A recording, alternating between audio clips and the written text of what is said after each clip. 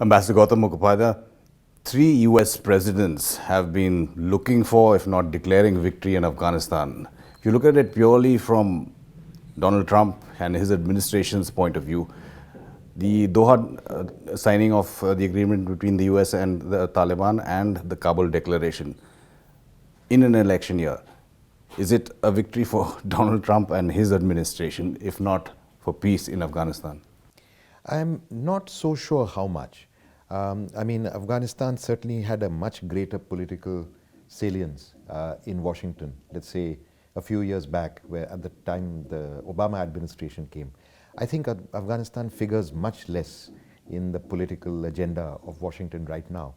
Nevertheless, I mean, it's a point that President Trump can sell. It was a pledge to the electorate, a campaign pledge to recall the troops, and certainly by the time the elections go, he'll be able to say that this process has been put into motion. So yes, definitely, it is something that he could highlight. The nitty-gritty of what we know. What we don't know, we'll obviously talk about as well, which has been reported or speculated on. Now, when it's a victory for the Taliban, or at least how they are portraying it, we talked about his victory, which is this conditional withdrawal. Now, from 12,000 or 13,000 to 8,600 in 135 days, and 14 months for a complete withdrawal. Right. And then subsequently, even Mark Esper saying that it's a conditional withdrawal. Correct. How do you look at that aspect? I think the first part is pretty much unconditional. I think they were going to do this anyway. There was a drawdown. The second part is still conditional. What exactly it is conditional on is a little gray. One thing is, of course, the counterterrorism actions. They will monitor and verify the counterterrorism actions being taken by the Taliban against other terrorist groups, particularly Al-Qaeda, ISIS, and others. But the second thing is, to what extent is it linked to the actual peace process? And the timeline for the peace process is very likely to be considerably longer than the timeline for the withdrawal process. So they have made the claim that these are all interrelated, and yet different parts seem to have separate timelines and agreements. Different baskets on the same different truck. baskets, exactly, something like that, right. So I think those things are not entirely clear, and but I think the US retains the right here to more or less decide whether the conditions are being met, which of course gives them great flexibility. They could say conditions are being met and therefore ease the process of withdrawal, or they could say they are not being met, and in fact, as you know, President Trump has even said that, look, if they don't meet it, we can come back. So certainly there is an element of conditionality. It is a little gray. It relates primarily, I think, to the CT guarantees, but it is, and the timelines for the peace talks and the withdrawal are different, but at this point of time, they are not saying that it is not linked to progress in the peace process. So we should assume that the US will remain engaged, and I think that's the importance of the Kabul declaration, that the US is not abandoning Afghanistan. It will remain engaged. It will remain engaged in the process of the intra-Afghan peace talks, even though the peace talks will be between Afghan sides, but they will definitely be not a disinterested party. Now, if you look at the agreement in Doha, it's called an agreement towards peace. The Taliban calls it an agreement for the end of occupation.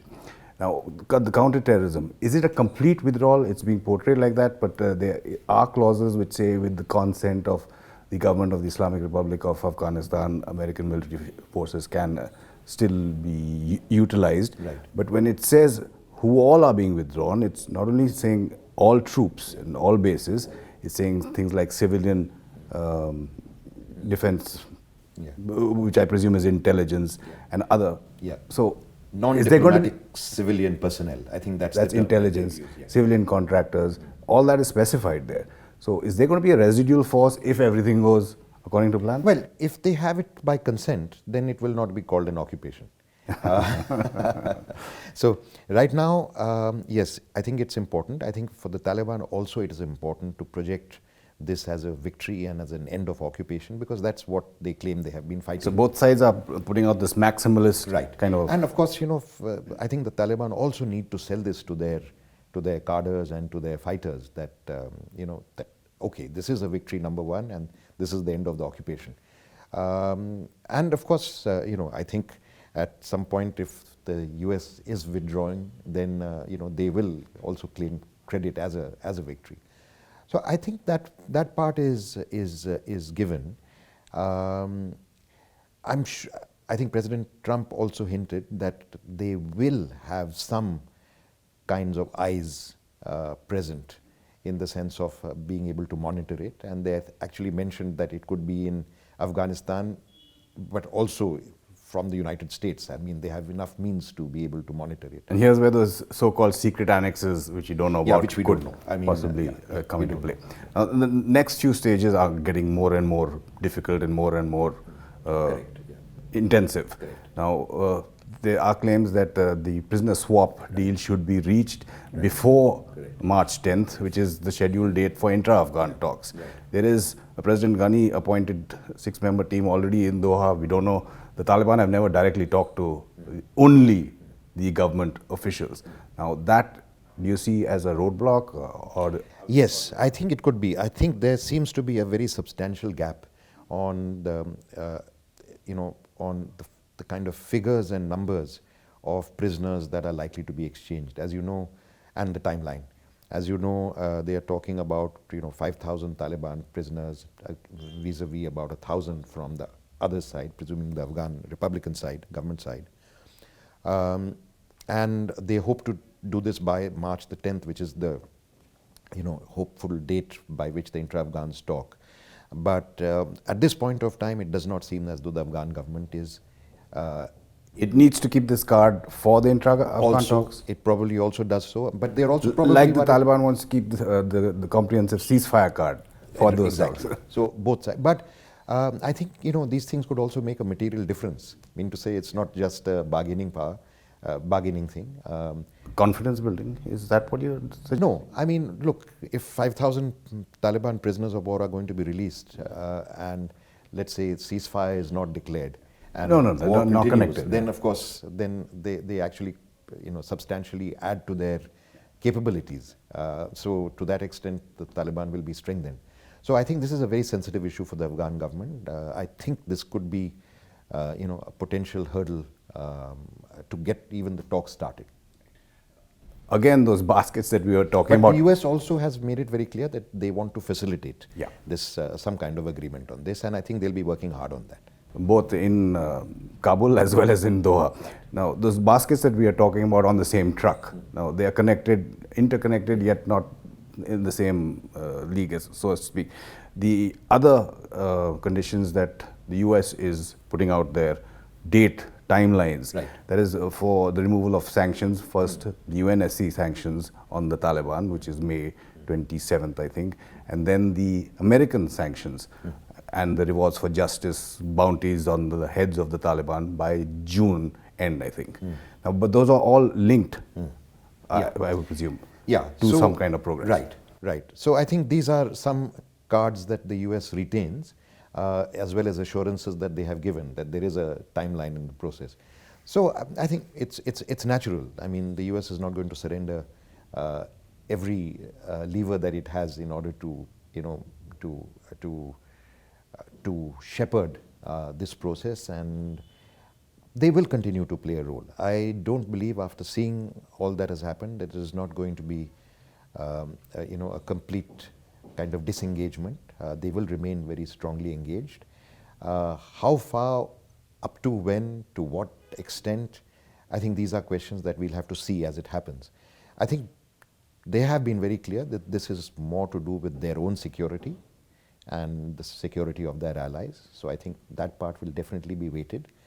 But I think one of the things that the Kabul administration, broadly speaking, has been able to get out of the Kabul declaration is a reassurance that the US commitments stand in place. So they are. So is the most difficult part going to be intra-Afghan dialogue? First, for the Afghans themselves to come up with the negotiating team.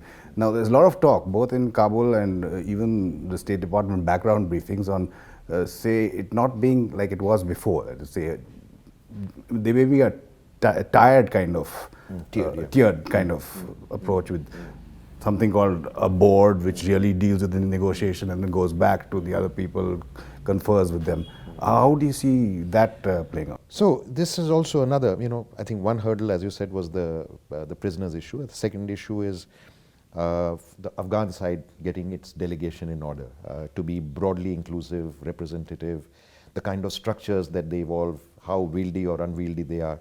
But probably the biggest point, one is of course the intra-factional kind of agreement on that. I have a feeling, I'm confident that given the imperatives for peace and for the intra-Afghan talks, the Afghan people will find it very difficult to forgive their leadership if they're not able to at least come together on the table to negotiate peace when an opportunity has been provided now. I am reasonably confident that that will happen. I think the more difficult thing will be, there is a consensus within the Republican side that the gains of the last 18 years will not be lost. And so they are coming in, and they will come in, civil society, opposition, as well as the government will be represented there, broadly based on this, women, broadly based on this. But everybody knows that in the course of negotiations, there will have to be compromises to be made. And what exactly those compromises are. As you get into details, there will be divisions over almost everything. What kind of system, how much power sharing, what principles to sacrifice, how much, when they talk about, let's say, the role of women, and they say Islamic system, but they also say education, work will go alongside now. Where exactly are the limits going to be drawn under the Islamic system? How will Afghan women respond to that? What weight they will carry? How much international support they will get?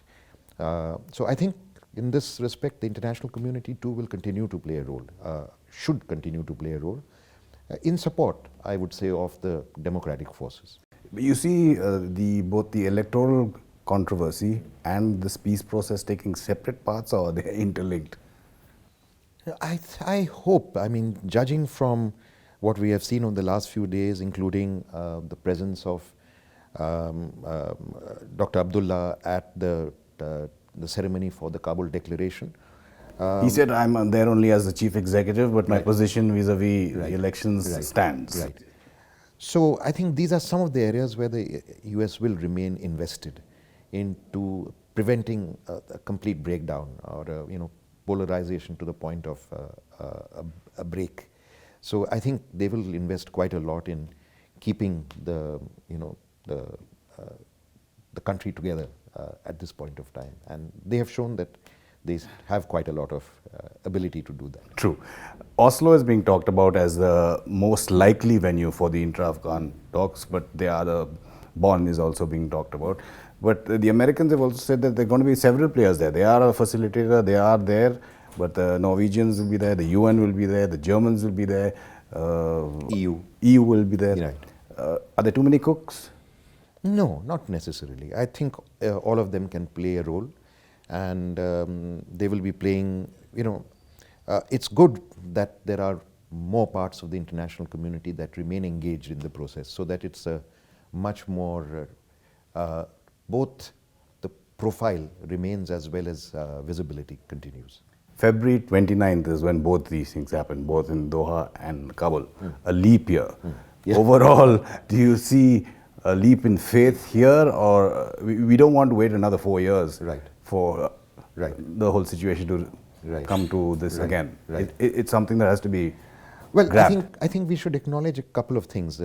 Maybe a bit of a leap of faith, but we should acknowledge a couple of things. I think the US presence was becoming untenable, both from the point of view of the US as well as a fair amount of criticism within the country.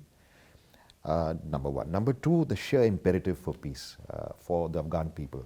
And I think that has been a very driving process. That is regardless of public or leadership or any point. So I think these two things, the willingness of the US to withdraw and the imperative to peace, have created the conditions for the first time in 19 years for the two sides to actually sit together.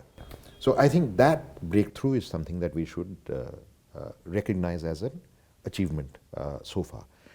What will happen, which will be a little tricky, and that's where your question of faith comes in, is that the Afghan side will enter this dialogue a little weakened or substantially weakened, because the US has now repositioned itself from a strategic military and political backer Partner of the to a partner facilitator. to a facilitator, while they still claim to be a partner.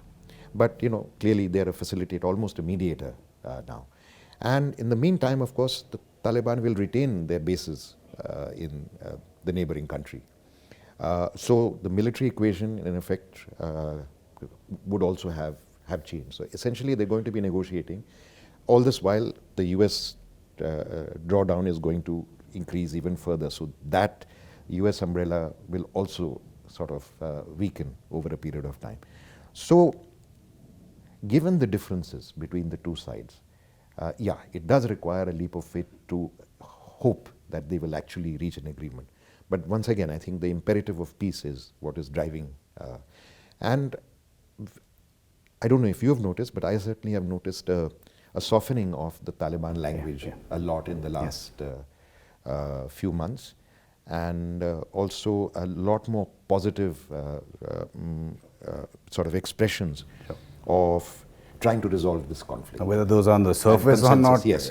Whether this is just a ruse for something and else. for example, even when the Doha signing was about to take place, in their political office there were a lot of marches with the Islamic Emirates flag, etc. And then there were posts put out by political leaders there, the Taliban's political leaders, Facebook posts telling them not to provoke, the cadre not to provoke, apart from the statements by Akhundzada himself. See, this whole notion of a victory and all that, I mean, look, those ideas have not been given up, whether it is at the top of, up and down the line. Now, what they say, and for the time being we have to take that in good faith, is that this will be decided by consensus within an Islamic system, but they haven't again given a very rigid definition of that in this stage. So obviously there are things that they are going to negotiate. One can take a positive or a skeptical or even a cynical view of this, but I think all this will be seen in the peace process. The other thing that I will say is that it's very easy for a lot of people to assume, rather think that the Taliban are, have the upper hand and the Republican side will be weakened. But please also remember that Afghanistan has changed a lot in the 19 years. There is a new generation that has grown up in a very different environment, more international, over 65%. more open, more exposed, more educated. And when they say that they are not willing to relinquish these gains of the past, they also have a certain strength. And I think the Taliban, in the course of these meetings, they've also realized that Afghanistan has changed. And so I think some of this softening of language represents a softening. Pakistan. Now, it finds specific mention in the signing of the US-Taliban deal, how the Afghans and the Pakistanis will be brought together, again facilitation. How do you visualize that whole dynamic playing out in terms of state sponsorship of the Taliban, their safe sanctuaries? Now that the Taliban, if they form some kind of government structure, they don't need those safe sanctuaries. So do you see them breaking away from that? Do you see Pakistan being more involved in the whole process? Yeah. So this is, as we enter the talks, there will be many issues that will have to be discussed. One will be the Taliban's links in Pakistan and with the Pakistani intelligence agencies. And this will be a difficult one because I think, once again, a lot of the parties on what is presently what we can call the Afghan Republican side will insist on, on visible signs there. Again, I may be speaking from a point of view of a skeptic. I think it is very unlikely that Pakistan will surrender those cards. I think a lot of the Taliban will welcome being able to come back to Afghanistan and therefore, to some extent, reduce their dependence on their supporters and backers and sponsors in Pakistan. But at the same time, many of them will also hedge against the possibility of a return to conflict. So for some time, I can't see a very clean solution on this. This will be a very hard negotiation on the role of Pakistan. When it came to the electoral process in Afghanistan, India was one of the first to congratulate President-elect Ghani. The inaugurations have been postponed, of course. But subsequently, there have been more moves. The Foreign Secretary made his first trip abroad, and it seems to be like now from the Prime Minister to the Foreign Minister to the Foreign Secretary to key neighborhood players. Their first visit to Afghanistan, meeting the President-elect, Amrullah Saleh, Dr. Abdullah, Finance Minister. There were also development projects that were announced on roads, etc. And a congratulatory note handed over by the Prime Minister. Right. Now, in terms of how the world has either recognized or taken note or not said anything about that process, how do you see, or why do you see India stepped in so fast into this? No, see, two things. I think by and large, India may have been a bit cautious, but it has been quite correct. And now, and we have backed, as you know, we've backed an Afghan-led, Afghan-controlled, Afghan-owned peace process. We backed the elections. Now, these are the election results that have been announced under the constitution by the legitimate authority, Afghan institutions. So I think, I think India has gone along with the announcement of the elections and congratulated President Ghani. But at the same time, if you see the statement, we have also been very inclusive. Yeah, we have been very this thing that we are not taking sides in the internal political rivalry, can we call it, or competition within Afghanistan, and we remain committed to an inclusive process.